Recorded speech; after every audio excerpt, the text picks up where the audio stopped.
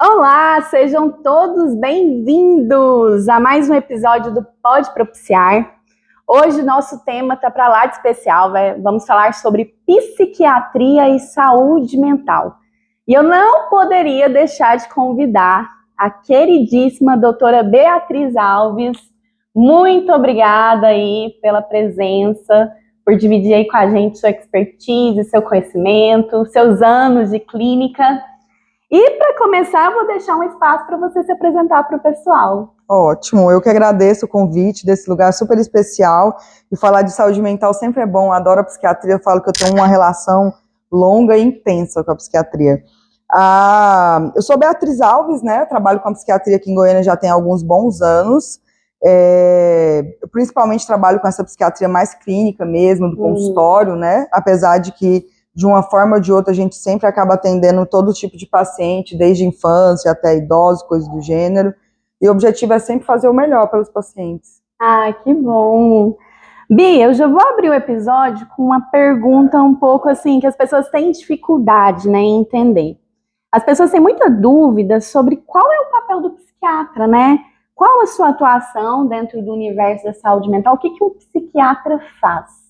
Tá, então o primeiro pode parecer uma coisa simples, mas muita gente realmente não tem noção de que o psiquiatra é médico antes de tudo, né? Então a psiquiatria é apenas uma especialização dentro da medicina. Então nós medicamos, nós diagnosticamos transtornos e doenças e daí a gente age dessa forma. É claro que dentro da saúde mental, nenhuma área pode ser deixada de lado. Eu sempre falo com meus pacientes, brigo com eles constantemente, como não pode deixar de fazer terapia, né? Mas essa coisa de pegar um paciente, sentar e conversar a respeito de tenho critérios tais, tenho sintomas tais, e o nome disso é TDAH, transtorno de ansiedade, coisa do gênero, e dar nome a isso, fazer um relatório médico sobre isso, é um psiquiatra que vai fazer, e também a parte de medicar esse quadro ou indicar outras terapias, geralmente o psiquiatra é que vai fazer. Queria que você falasse um pouquinho sobre essa evolução da psiquiatria, porque quando a gente olha para a história da saúde mental, lá na época dos egípcios, né, as pessoas, né, estereotipavam as pessoas com doenças mentais como se fossem que elas estivessem possessas de espíritos malignos, né, e geralmente os tratamentos eles eram mais um cunho religioso, espiritual. E eu queria que você me falasse como é que você vê a evolução, né, da psiquiatria nesse antes até o dia atual. O que teve nessa evolução? Hoje, o psiquiatra ele só prescreve remédio, né? Como as pessoas pensam. Eu queria que você falasse um pouquinho dessa trajetória da psiquiatria. Certo. A psiquiatria, eu acredito que seja uma das áreas da medicina que mais tenham evoluído, sinceramente, ao longo dos anos, dos séculos. A gente realmente via os pacientes, a gente não, né? Os seres humanos de bem antigamente viam as pessoas que tinham qualquer problema de transtorno mental, estresse, depressão, pensamentos suicidas, como se fosse uma coisa ruim mesmo, como se fosse um demônio, como se fosse uma influência negativa do mal. Então as pessoas iam tomar banhos relaxantes, as pessoas iam fazer exorcismos e coisas do gênero. Isso eram práticas muito antigas, né, e tem seu valor, a gente entende, eram limitações da época, mas com certeza não eram coisas boas, não. A gente evoluiu desde Freud para cá, né, a gente que era um médico e acabou virando psicólogo, psicanalista, né, que é onde entrou, todo mundo começou a se juntar ali, digamos, a saúde mental, mas desde Freud a gente começou a falar mais sobre analisar a mente das pessoas, os comportamentos, e de lá para cá a gente evoluiu muito. Só que quando as pessoas falam que tem medo de psiquiatra, não é do nada, né? Quando a gente repete muito um ditado, se a gente parar para refletir, der um Google, a gente vai ver que tem sempre uma história por trás. Então a psiquiatria do mesmo jeito, ela é mal falada porque, você vê, até na década de 60, se eu não estiver enganada, a gente tínhamos manicômios com alta taxa de mortalidade. Teve aquele manicômio que saiu, se eu não me engano, o vídeo na Netflix, eu vou lembrar o nome. Barbacena? Barbacena foi um deles também. A gente teve, na verdade, Minas Gerais teve vários desses manicômios. Aqui em Goiás, a gente teve o Adalto Botelho também, né? Então, os manicômios eram lugares muito feios, com uma alta taxa de mortalidade. As pessoas realmente eram amarradas, elas era violento, não era legal para os pacientes. Só que, na verdade, era assim, até pouco tempo atrás, ou você era muito grave, era doido, ou você não tinha nada. Então, a psiquiatria ficou muito restrita a isso, a essa gravidade, e ela ficou mal falada. Só que hoje não. A psiquiatria hoje, ela tem medicações extremamente que ajudam muito, estendem qualidade de vida, as pessoas voltam à normalidade, ficam bem. Então, por isso é uma das áreas que realmente mais evoluiu. Temos uma má fama, mas realmente é uma má fama que ficou no passado, não é mais assim. Como é que você vê essa interação entre psicologia e psiquiatria? Quando que você vê que um paciente que vai só buscar ali uma consulta, né, com o psiquiatra, ele necessita de terapia? E eu vou te fazer a pergunta inversa. Quando um paciente que só busca terapia precisa buscar também o acompanhamento psiquiátrico? Pode ser controverso, mas a não ser que você esteja falando de um caso muito grave, por exemplo, né? Nossa, eu tô querendo morrer, a pessoa está se machucando, que aí você precisa de uma interferência rápida, a medicação tem que entrar no meio. A não ser que seja assim, que aí eu diria, vai para o psiquiatra primeiro. Eu acho que as pessoas tinham que entrar na saúde mental através do psicólogo mesmo, primeiro. Porque eu acho que você tem que ir, você tem que se entender a dinâmica, onde você está inserido no momento da sua vida, entender o que está errado, e estando com um psicólogo, que a maioria dos colegas me encaminham, geralmente, quando a terapia não anda, né? Tem uma hora para vocês que a terapia, ela parece que não anda mais. Você fala assim, pô, a gente está conversando, a gente está trocando ideia, ele está fazendo a terapia de casa, ou às vezes não está fazendo a terapia de casa porque está mal, está triste, então vamos procurar a ajuda de um psiquiatra. E como psiquiatra, geralmente, sempre que o paciente está no meu consultório, se depender de mim, ele vai para o psicólogo. Eu sempre peço. É uma briga, inclusive, geralmente. Eu falo, eu respeito sua opinião, não é sempre, né? Não quer dizer que você tem que ir, todo mundo tem que ir. Mas todo mundo tinha que ir, na verdade. Tinha que ir. É importante, né? Porque, assim, é o que eu falo, às vezes a pessoa, ela pode tratar ali o sintoma, né? Mas ela não trata, às vezes, a causa que às vezes vai estar na terapia, né? Então, assim, eu tenho uma ansiedade, ela vai se manifestar em sintomas físicos, né? Cognitivos, a pessoa fica ali com pensamentos acelerados, ela fica mais taquicárdica. Mas e a causa? O que está levando esse paciente, né? Fora questões, né, químicas cerebrais, mas o que no comportamento, no contexto dele faz com que ele fique ansioso ou extremamente ansioso? Né? Às vezes é tão sofrido, você tá tão doente, tão deprimido, tão ansioso, tão angustiado, que você mal consegue tocar no assunto que você precisa mexer. Então a terapia, a medicação entra nesse caso para que você consiga amenizar aquela dor. Você consegue, às vezes, até dar uma anestesiadazinha mesmo. Mas não é legal anestesiar, não é legal a gente jogar panos, né, jogar panos quentes em cima de nada. Não é, mas às vezes entre ter sobrevivência e ter uma vida funcional e usar um remedinho para dar uma anestesiada, você usa o remedinho, dá uma respirada, mas se você não pegar esse momento e ir no psicólogo, fazer terapia, para descobrir o que está acontecendo e melhorar as coisas, você não vai evoluir, você não vai passar. E é isso que acaba sendo contraditório. O paciente, uma das grandes queixas do paciente no consultório é, eu não quero tomar remédio para sempre. Não, beleza, então não vamos. Mas aí você vai ter que fazer terapia e atividade física para você não tomar, tá bom. Aí não faz e toma remédio, porque o remédio fica no meia boca, né?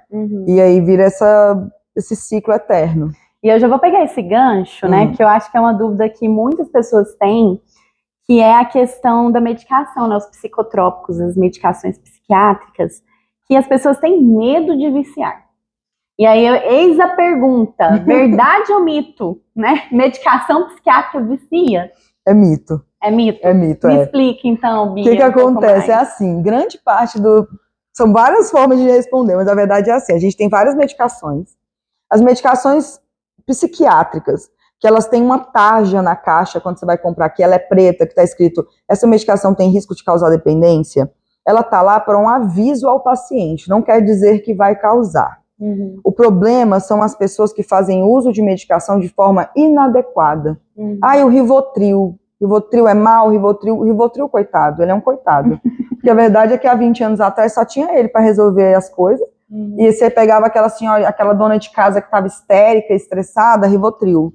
Ansiosa, Rivotril. Triste, Rivotril. Né, e aí essa senhora, o Rivotril não trata nada. O Rivotril é para as crises de ansiedades, é para apagar fogo. Só que ao não tratar nada e não ter o suporte do resto, você acaba fazendo uso indevido do Rivotril e fica dependente dele. Então, medicação causa dependência só se usada de forma inadequada. E aquelas medicações que vão ser 90% da quantidade de medicações que a tarja é vermelha, que é a mesma tarja do antibiótico, por exemplo, não causa dependência. Ah, doutora, mas eu tô tomando tem 1 ano um remédio para ansiedade, toda vez que eu tiro o remédio, minha ansiedade volta. E aí? E aí, vamos descobrir o que está acontecendo. O problema não foi tratado, o marido tá enchendo o saco, tá com problema no trabalho, tá com burnout, a vida tá bagunçada, não tá fazendo atividade física. É mais por aí, mas geralmente medicações psiquiátricas não causam dependência. Zolpidem, por exemplo, o grande Zolpidem, né? Novamente, é uma medicação usada de forma indevida. Se você usar de forma adequada, com a indicação certa e pelo tempo certo, não há risco. Ou pelo menos o risco é mínimo. Entendi, bacana. E assim, tem muitos pacientes que às vezes tomam a medicação e do nada resolvem tirar, né? Eu sou psicóloga, atendo às vezes alguns pacientes e falam, parei, né? Fala um pouquinho assim, quais são os riscos, o que não adianta, o que as pessoas às vezes acham que está adiantando, mas está piorando. Eu queria que você falasse um pouquinho mais de parar sem um auxílio médico, sem fazer o que eles chamam de desmame correto, né? Os alecrim dourado, né? Que faz isso, na verdade. E acontece demais. Às vezes tem, assim, quando o paciente faz isso pela 10ª vez, eu até dou uma bronca. Mas, assim, acontece muito. Às vezes acontece 1, 2, 3 vezes, o paciente vem, ai, doutora, que vergonha. Eu falo, não, mulher, bora sentar aqui, bora conversar, bora resolver. O que acontece? Eu sempre explico isso na primeira consulta, que é o seguinte, quando você começa um tratamento, para que você não faça uso da medicação para sempre, você tem que fazer uso da medicação da forma adequada. Tem um problema psiquiátrico, claro que eu estou falando de problemas psiquiátricos que não são para sempre. Tem as pressão alta da vida, diabetes da vida, né? Transtorno bipolar é para sempre, border, tem condições mais crônicas, digamos assim. Mas aquelas agudas, depressão se cura, ansiedade também, é como se fosse uma pneumonia. Se você tratar essa pneumonia com antibiótico, se faltar 1% do seu pulmão estiver contaminado e você parar de tomar antibiótico antes do tempo certo, esse 1% vai contaminar seu pulmão de novo. É a mesma coisa na psiquiatria. Se você trata o quadro psiquiátrico e o paciente, por exemplo, doutor, nossa, melhorei, mas resolveu? Não, ainda não. Chegou em 80%? Ah, legal. Aí você para de tomar remédio de uma vez. Não chegou no ponto de melhorar 100%, não usou pelo mínimo, o mínimo é 6 meses, 1 ano de medicação de forma adequada, não é 6 meses, 1 ano a partir do dia que tomou o primeiro comprimido, é a partir do dia que ficou 100% bem. Quando você usa pelo tempo adequado, a hora que for tirar a medicação, vai ser lindo. Se você não usar, se você parar de forma inadequada, o que vai acontecer de forma muito simples? O quadro vai voltar, é só isso. E, tá, tudo bem, eu volto a tomar remédio de novo, não tem problema. Tá, qual que é o problema? Toda vez que um quadro psiquiátrico volta, ele vai voltar pior, mais intenso, de mais difícil tratamento. Então, se antes você melhorava com 1 comprimidinho, agora pode ser que 1 comprimidinho já não resolva. Vai ser 2, vai ser uma segunda medicação, aí fica mais difícil e mais complexo. Ser humano caçando problema, né? Entendi, bacana. E o diagnóstico? Como é que o psiquiatra faz esse diagnóstico? Porque tem essa questão do psicólogo e o psiquiatra, né? Então, hoje o psicólogo ele faz um diagnóstico mais funcional, né? De funcionalidade. Mas o nosológico, que é aquele que vai enquadrar ali, né, dentro dos sintomas, é o psiquiatra, né? Então eu queria saber como é que você faz, assim, de maneira, né, mais leiga aí para o pessoal entender, como é que esse diagnóstico acontece? Quantas sessões você precisa, quantas consultas, né, você precisa? Você vê o paciente mais de uma vez antes de dar esse diagnóstico?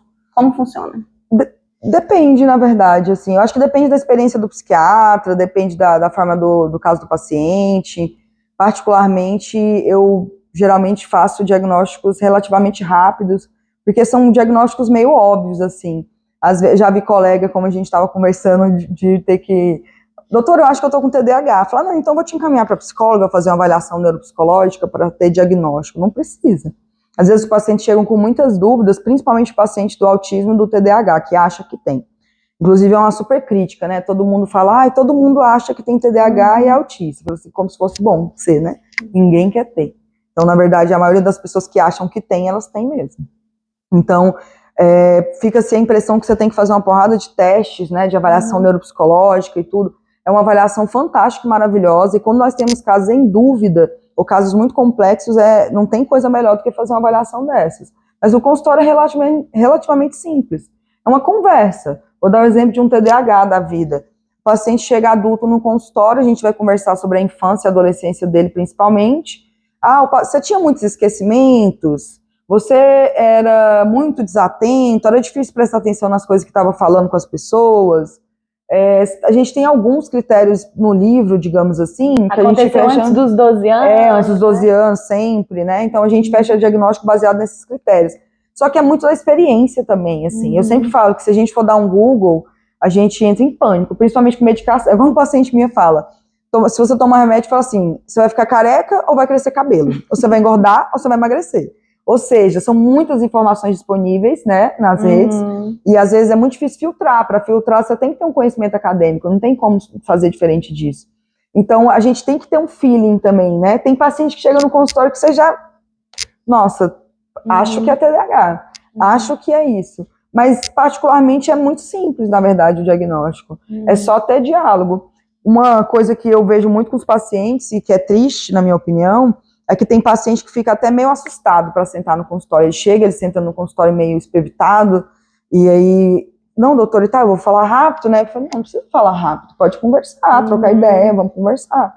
Porque, assim, eu não quero, as pessoas não devem achar que ir ao psiquiatra é igual a ir, sei lá, nenhum médico deveria agir dessa forma, mas não é simplesmente você perguntar, dói o peito? Não. Dói a perna? Não. Então vai embora. Não é assim. Você tem que ir no psiquiatra conversar da sua vida. Os meus pacientes, eu sei da infância deles, da mãe deles, do pai deles, de pra onde eles vão, se estão fazendo terapia, se não estão, o que eles vão fazer semana que vem. Tem que conversar como se fosse. A gente não tem a oportunidade que tem em outros países, que vocês têm, que é uma oportunidade de você ver o paciente com frequência, né? Sim. A gente não tem essa oportunidade, por questões financeiras, os pacientes nos veem a cada 2, 3 meses, infelizmente. Mas a realidade é que em outros países o psicólogo / psiquiatra está ali na mesma, né? Então eu poderia ver meu paciente toda semana. Mas mesmo que eu não tenha essa oportunidade, eu tenho que saber quem é o meu paciente. A consequência disso vai ser se ele tem um diagnóstico ou não, e se vai ser medicado ou não. Se você vai num psiquiatra e ele não é assim, não vá, não compensa. E assim, as pessoas, queria que a sua opinião, porque tem gente que fala muito de diagnóstico. Isso não pode ser rotulado, que o diagnóstico rotula, ele de certa maneira discrimina essa pessoa, e as pessoas têm muito isso, né? E eu acredito que o diagnóstico ele é um norte de tratamento, né? Para a gente dar o tratamento adequado para aquela pessoa, tanto na psicoterapia quanto, né, na parte de medicação. O que você tem a falar disso? Tem muito paciente que tem medo, né, do diagnóstico. Então, às vezes, fica fugindo ali para não receber esse diagnóstico correto. Eu acho que, como tudo na vida, é paradoxal, né? Porque, assim, eu super acho que você tem que dar diagnóstico, você tem que dar nome aos bois, porque como é que você vai tratar alguma coisa se você não der nome? Se não tivesse tratamento para aquela coisa, é porque então não existe, né? Então você tem que dar diagnóstico. Eu fico, inclusive, muito feliz pelos psicólogos hoje em dia terem essa, obviamente a gente sabe, né, pela lei, blá, blá, blá, quem dá o diagnóstico é o médico, o psicólogo sugere tudo, mas, você tá toda semana com o paciente, você estuda psicopatologia, né, tá ali todo dia, você sabe o que tá acontecendo também, de certa forma. De certa forma, não sabe muito do que está acontecendo. Então, eu acho que a gente tem que trabalhar com diagnóstico. Vai ter o paciente que vai se agarrar a isso, não vai querer sair para lugar nenhum por causa disso? Ai, meu Deus, eu sou bipolar? Tem. Tem o paciente que vai falar, meu Deus, eu sou bipolar, que legal, vamos correr, vamos melhorar? Vamos. Mas é muito triste, é muito ruim. As pessoas que são contra diagnóstico são pessoas que nunca tiveram. E tiveram muito prejuízo por não ter tido nome para aquela questão, muito. Né? Por exemplo, um TDAH que chega na vida adulta. Quantos prejuízos ele teve? Muito. Né? Eu tenho transtorno bipolar, fiquei 10 anos sem diagnóstico, sofri igual o subaco de aleijado aí na vida, procurando e buscando o tratamento adequado, mesmo depois como todo paciente bipolar, mesmo depois do diagnóstico, ainda é sofrido, e eu fico triste pelas pessoas que eu olho, às vezes até familiares, que eu sei que não aceitam e não querem tratar, porque é uma vida extremamente desagradável, horrível. Por isso que eu falo, assim, uma parte positiva de você se identificar com a nossa área da saúde mental, é impossível você não ter empatia com as pessoas. Porque, assim, se você não for humano a ponto de pensar assim, nossa, como que é a vida dessa pessoa, né? Como que é para ela? Porque às vezes as pessoas têm ridicularizado os pacientes que chegam no consultório falando que, eu acho que eu sou autista, eu acho que eu tenho TDAH.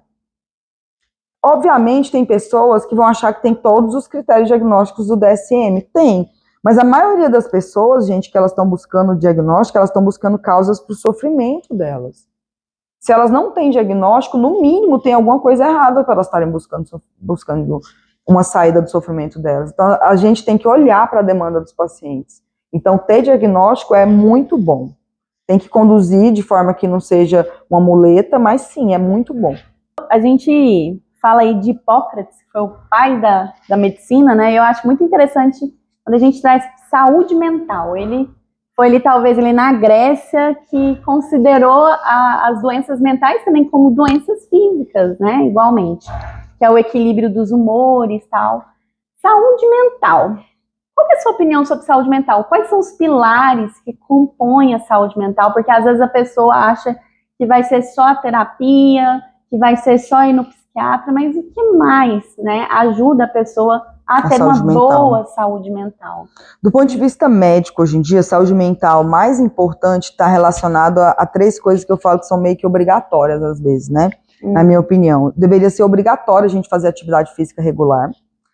Deveria ser quase sempre obrigatório fazermos terapia. E sempre que necessário, dar um pulo no psiquiatra para ver se está tudo ok. Então, eu acho que essas três questões são muito importantes. Mas, de forma geral, eu acho que, assim, quando você vai falar de saúde mental, você pula até pro social, às vezes, né? Porque, assim, você tem que ter qualidade de vida, você tem que ver como é que tá a casa dessa pessoa, as relações familiares dessa pessoa, porque, na verdade, eu falo que se não tivesse família, não tinha psiquiatra, né? Eu tava desempregada, porque o maior problema são as famílias. Mas, assim, eu acho que o que tá além disso, desses três pilares, entra muito essa questão da qualidade de vida de uma forma geral, que tem a ver com melhorar as suas relações interpessoais, sabe? Nós temos outros profissionais da saúde envolvidos, né? Então, assim, quando você está muito acima do peso, está te fazendo mal, tanto esteticamente quanto fisicamente, e no endócrino é maravilhoso, aí você vai entrar com um nutricionista. Hoje em dia a gente entendeu que a saúde do intestino, nosso intestino é o segundo cérebro, então o intestino está relacionado desde a doenças como câncer, como até mesmo depressões e outros transtornos psiquiátricos graves. Então, se alimentar bem não é mais sobre ser magra ou ser gorda, né? É simplesmente sobre ser uma pessoa saudável e feliz também. Eu acho que entra tudo isso, é muito complexo. Espiritualidade, assim, né? Espiritualidade, super. Que super. O ser humano é um ser psíquico, espiritual. Espiritual, exato. Essa questão da espiritualidade / religião no Brasil, né, que tem sido um grande problema, né, com esses embates aí do ultraconservadorismo. Mas a religião, ela é fantástica, todas elas são fantásticas quando elas são boas, né?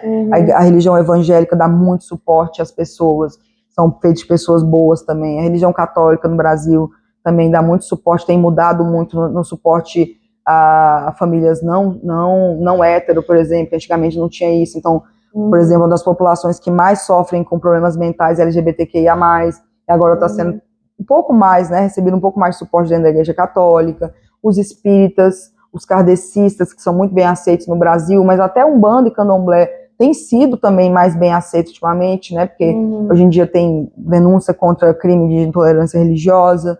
Então, essa questão religiosa, eu pelo menos sempre falo para o meu paciente, a Beatriz, de 20 anos de idade, não acreditava muito nisso, mas a de 33 acredita que a gente precisa ter fé em alguma coisa. Porque o mundo, às vezes, é bem complexo, bem difícil. Se você puder ter alguém, alguma coisa para segurar na sua mão, mesmo que seja mentalmente falando, faz muita diferença, né? Só que é importante que você vá para uma comunidade que te acolha, que te faça se sentir bem, porque senão a comunidade religiosa que você vai pode ser parte do problema, né? Mas fé é muito importante. Bia, e assim, o que você daria de recado para as pessoas que estão assistindo, né, o nosso podcast sobre, né, tudo que a gente conversou aqui? O que você acha importante nesses anos de clínica que você está vivendo? Você atende muito o público jovem, né? Pessoas mais jovens, a galerinha aí, adolescente, jovem. O que você diria assim, sobre saúde mental que você vê que é o mais importante? Um recado aí para o pessoal para a gente encerrar a nossa conversa. Eu acho que o mais importante é aprender a saber que você pode pedir ajuda, eu acho. Isso é muito difícil. A depressão é um negócio muito esquisito, assim. Eu acho que só quem já ficou deprimido na vida para saber como é. Parece que parece que o seu mundo, que era para ter quilômetros de dimensão, ele é reduzido numa bolinha desse tamanho e você não enxerga mais nada. Então, e é o maior problema, né? Maior taxa de perda de pessoas e jovens também é por causa disso.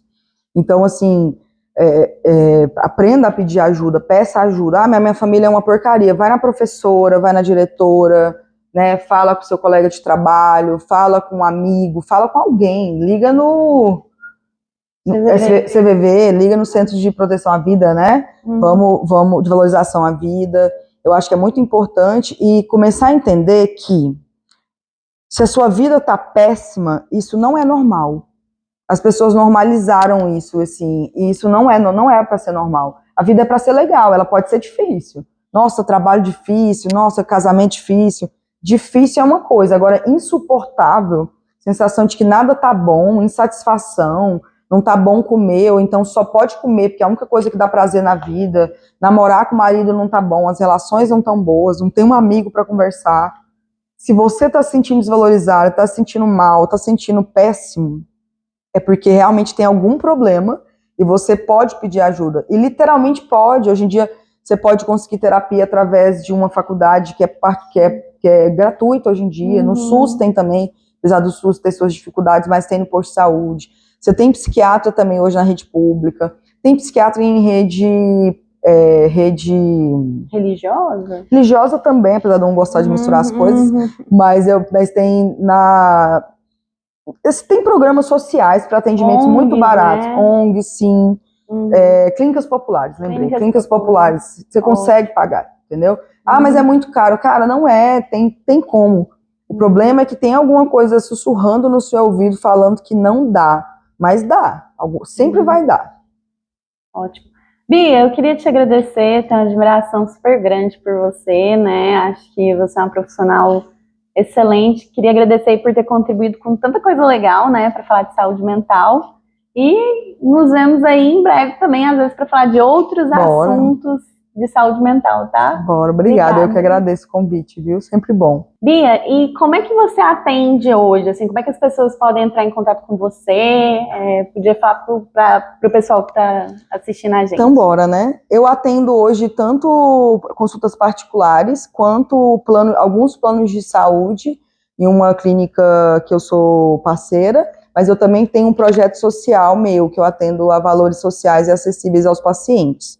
Para ficar mais fácil o contato, talvez seja interessante mandar mensagem no meu Instagram mesmo, que a minha equipe responde, que a gente tem contatos para as 3 formas de atendimento, que as meninas vão disponibilizar o @ para vocês. Mas é isso. Isso, a gente vai deixar aí o contato da doutora Beatriz, né, das redes sociais dela, e do Propiciar também vai estar aí para vocês seguirem a gente nas redes sociais, acompanhar a gente no Spotify e no YouTube. E muito obrigada por ter ficado aqui com a gente nesse papo super especial. Nos vemos na próxima.